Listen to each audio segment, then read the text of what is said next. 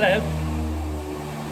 So today I want to get some metal and fabricate a front bumper for it on the inside, like a bit of structure, because the frame stops just after the engine, and it doesn't sit very well with me that the bumper's sort of bolted to a fiberglass body, and I thought, yeah. Anyway, before I do that, there's some parts of the fiberglass that have broken a little bit, and there's a little bit of structural bits and bobs that have gone wrong. So I thought I'd get you, show you them, and then I can, make a start on taking them apart.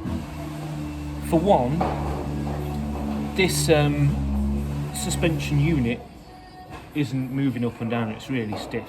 So it needs greasing and then freeing up. In here,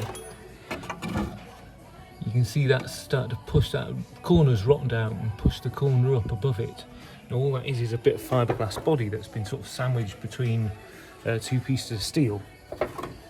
So I'm taking this suspension off so that I can get at that, and then also I can then move this up and down and start to free all this off, because it's really stiff and it shouldn't be really. Also, brake caliper's knackered, but the previous owner was kind enough to supply me with one as well. A few bits and bobs. So here is the top of the suspension. Sorry, my hand's in the way there. Here's the top of the suspension. That's that crack I was talking about. All this is just a metal plate and a metal plate underneath, and it just sandwiches the fiberglass body, and it just secures. There's no structural, there's no tension on that at all. It just ties this in to the top of the chassis, which is, I suppose, that, what do you call them, a pillar. There's the other one on the other side. But of course all the suspension is tied into it. So I'm going to take this off, this shock and spring coilover, so that I can move this, because this whole assembly is quite stiff. So I'll grease that up and get that moving, and then I'll free up some space for me to weld that. Then, tightrope walking. Hang on, I'll have to come down. Oh, drop the light. So the next part was, you can see that bottom plate here, which I had to make from new because the old one was rotted away. Well, if I've just had a look, and I've noticed on the other side, which I didn't notice at first, but the other ones started to rot as well. But because it was covered in underseal, I didn't notice it at first, so I'll have to make another plate for the other side as well, which gives me an excuse to get in there, really.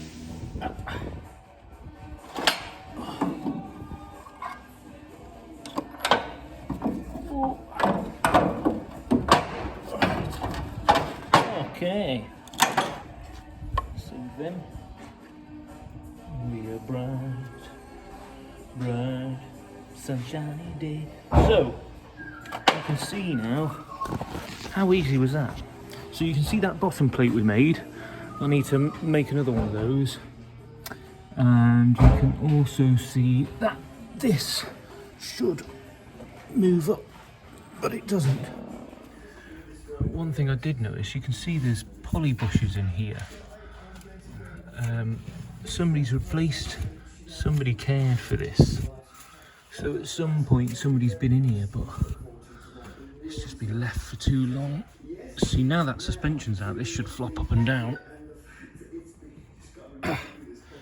It's very stiff. So, make another one of those, free this up, and take all this off and change it over on the other side. Yeah. All the tools in the world. I thought I'd show you how stiff it is. Let me get my glove on. And no, not that, I mean this. Dirty-minded so-and-so.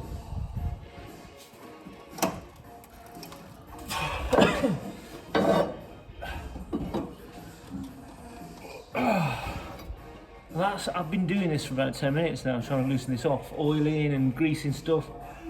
Yeah, it should not be this stiff.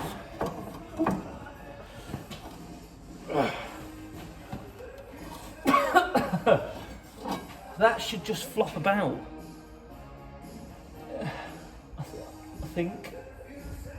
It's weird when weird stuff happens and goes wrong and that shouldn't do, you start to doubt yourself. You think, is it supposed to be like that?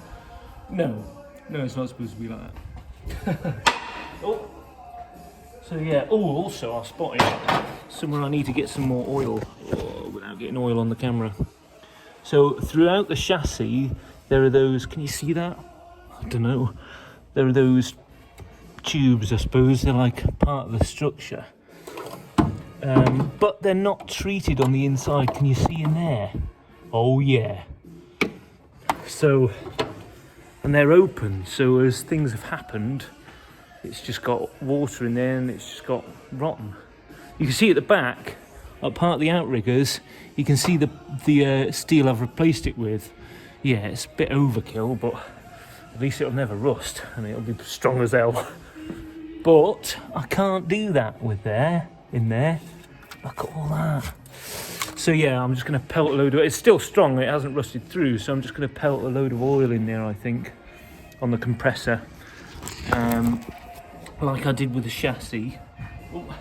And then, sorry, fantastic camera skills, I know. And then, yeah, so once I've loosened this off, I'll pelt a load of oil in there and I'll go around the other side and bore you with all that. Yeah. Hark. When are you going to start the engine? I hear those, two of you asking. I don't know. I haven't got a battery for it yet, and I'm sort of being dragged back into the underside of it that I never ever wanted to see again. So I would like to start it maybe today, maybe tomorrow, so that I can get it going and moving, So we'll see. We'll see. Another thing I wanted to show you, I've just noticed, is that, can you see the colour of those bushes? They're yellow and they're brittle. Those are poly bushes. So they're not the original rubber ones, which means that someone's been in here before me, as usual. But so they're not original. So somebody's been in here and had all this out, and changed all the bushings already. But they're all knackered, so it's probably a long time ago. Which adds more evidence to the fact that I'm starting to believe that this was cared for. Somebody liked this and somebody looked after this car. Which gives me a little bit more hope that the fact that it was parked wasn't because the engine's blown up, but because it was too rotten. So I've been doing a bit of research on the engine as well. So I know there's two main failure points on these. I'm climbing up the ladder with no bit sketchy. But the V6 engine, right, on these was a very reliable engine, reasonably speaking. With regular intervals and maintenance intervals and oil changes, this engine would last 300,000 miles plus. If you really looked after it. The two main failure points, if you can think about it, are the cam and the oil pump. Now, in detail, the camshaft on the Jensen Healy, if you remember when I was doing the rebuild on the 3.5 litre V8, those are chain driven. In your modern car, it's a belt. It's a rubber belt, which is designed to fail and needs to be changed every 30 or 60,000 miles. Again, it's the throwaway culture and the culture we're in where people just want to earn money off you. In older cars, it was a chain, and that would never needed to be changed. Usually that would work for the entire life, and maybe over, so like 2 life cycles of that engine. Chain would never need to be changed. Well, this is a different variation of that. It's not a belt, it's not a chain, but it's driven off a gear. So it's gear driven. However, in the earlier engines, which this is, that gear was nylon, or like a nylon strengthened thing, because it was more malleable and wore less than steel. But the problem was, well, I'll talk about the other failure point, which was the oil pump spindle. And that was very brittle. It was like a pencil, and those would break and crack, and the oil pump would obviously stop working, which meant the engine would overheat. and in a serious cases seas. Now, going back to the cam gear, with it being nylon or a nylon derivative, if it got hot, let's say if the engine overheated, that nylon would become brittle and would burr off and would break. So in the later iterations of the engine, they changed that nylon gear to an all steel gear, but with nylon coated edges, which again gave them the strength and gave them the dexterity of the nylon and the strength of the steel. So, two changes I definitely want to do is I need to change that cam gear. While I'm in there, I may as well put a better cam in. And I want to change, definitely, without a shadow of a doubt, that oil pump spindle. I need to change that. Definitely. I need to physically get eyes on both of those before this engine goes anywhere significant. So yeah. I'll crack on. You remember me talking about that it never goes from A to B, it goes from A to C to F to G to B to Z to... So I've decided that it was too stiff and I couldn't loosen it off. So I'm going to take the upper ball joint off. I'm going to slowly start taking things off until I can diagnose where that stiffness is, because I'm not quite happy with it. Also, I took the top plate off that part where it had been rusted, off the inside of the engine bay, which I showed you. And then one of the bolts sheared off the other one. But luckily enough, on the inside of the engine, a lot of the earths from the engine bay go through there. So that's good. And it was all mucky and rotten. So it's done me a favour, really, because now I have to take that off, clean that, replace that, put all the earths, clean the earths, put them all back on. Yeah, it's just a rabbit hole. The whole thing just evolves as you keep going. So I'm going to diagnose this side first before I move on to the other side. I hope the other side isn't as bad, because I really can't be buggered, in all honesty. So yeah, I'll crack on with it. I'll keep you updated. Don't worry. It's all right, Sanjeev. I'll get there.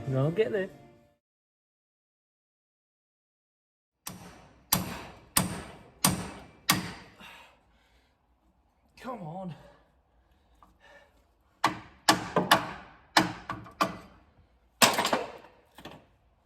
For estas big hammer, s'il vous plaît. Where's your big hammer, Dad?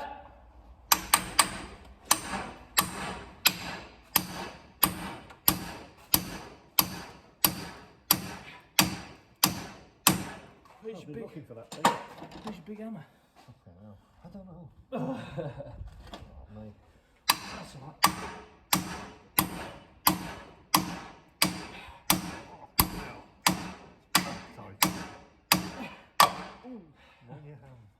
Oh no, yeah.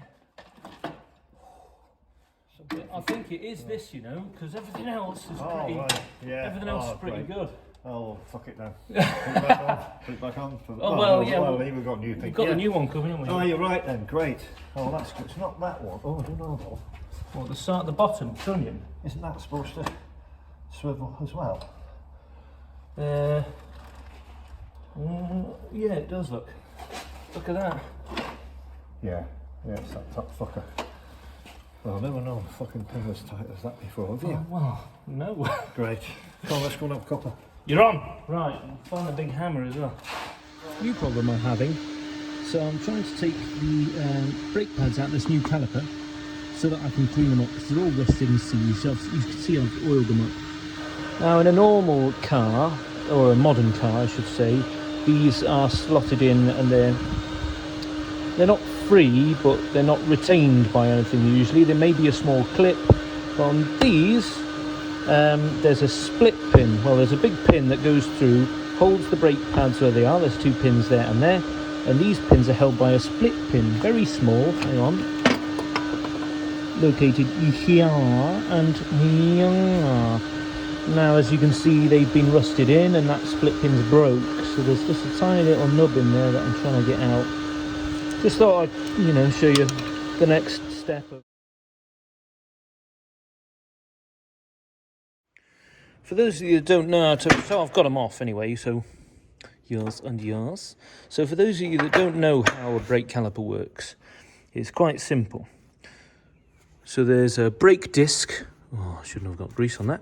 But there's a brake disc, right, which your wheel is bolted onto. Quite simple. And attached to this wheel assembly is something called a brake caliper, which is one of these.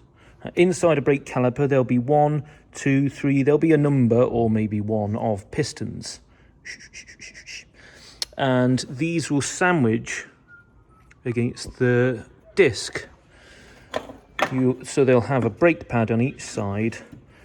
And when you press the brake, it will pump fluid into the caliper, which will pump the pistons, which will grip that. So yeah, just a... now you know. Okay. Oh. Right.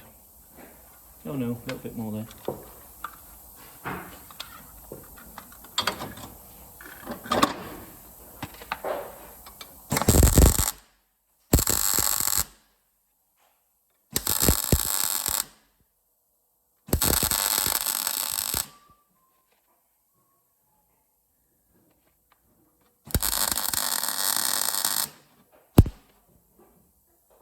Okay.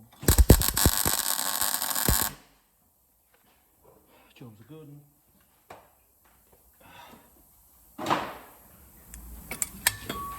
Oh. When you finish welding, your work's going to be absolutely red hot. So it's always important that you quench it properly, usually in oil or whatever you've got really.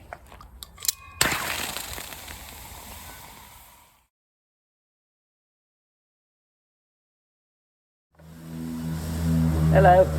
Right, so you can see that bit I've just done, piece I've just made. There's a reason for that, because I did show you beforehand, but I'll just show you a bit closer in detail now. This is this bottom plate, and it's all rotted here, isn't it? You see all that there, where it started to split along there. Yeah, this needs to be replaced. I've just made a couple of brackets, which obviously welded to that plate, and it's the bottom of the shock absorber sits in between. But in order to know where exactly they need to go, I need to take all this off and take the bottom plate off and then compare and then weld. So yeah, strap yourselves in for that one.